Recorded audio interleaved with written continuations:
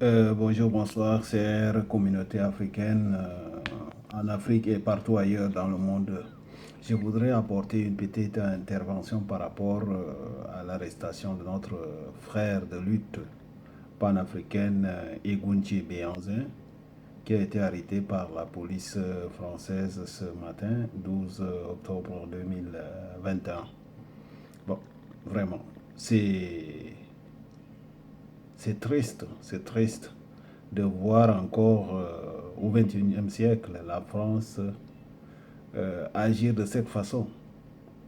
Mais ça, c'est une agitation dans le désespoir, parce que la France sait déjà que les Africains ont tourné la page de ce qu'on appelle la France-Afrique. La France n'est plus la bienvenue en Afrique. La France s'est déjà révolue. L'époque des indépendances avec nos anciens pères, ça ne pourra plus marcher maintenant. La nouvelle génération africaine est prête à se prendre en charge et à défendre son sol.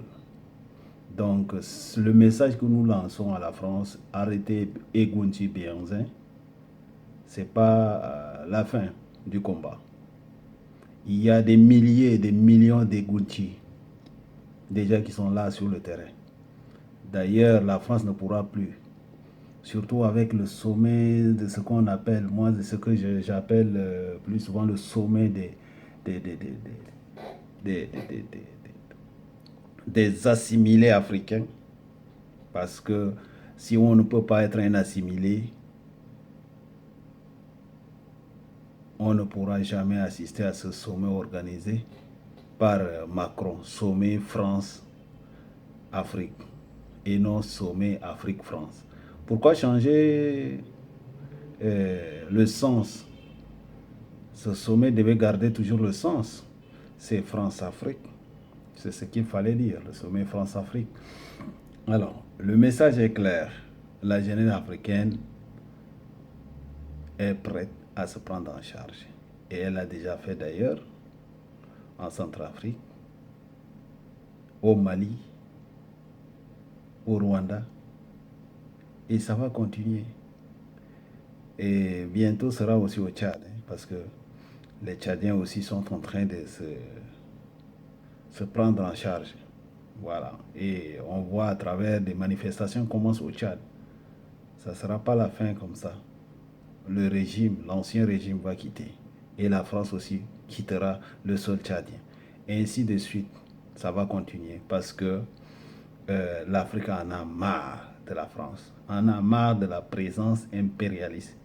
En a marre de compter ses morts. En a marre de compter ses filles et femmes violées par les soldats français en Afrique, en Centrafrique, au Mali. Alors, si notre frère Egunti est arrêté aujourd'hui, c'est parce que la France croit que en arrêtant Egunti, la Ligue de défense noire africaine va s'arrêter. Non. La Ligue de défense noire africaine, c'est des millions et des milliers de jeunes et de grands hommes. Donc, je crois que la France a échoué. Donc, c'est pas la peine. C'est pas la peine. C'est pas la peine. Et je vous remercie. Merci.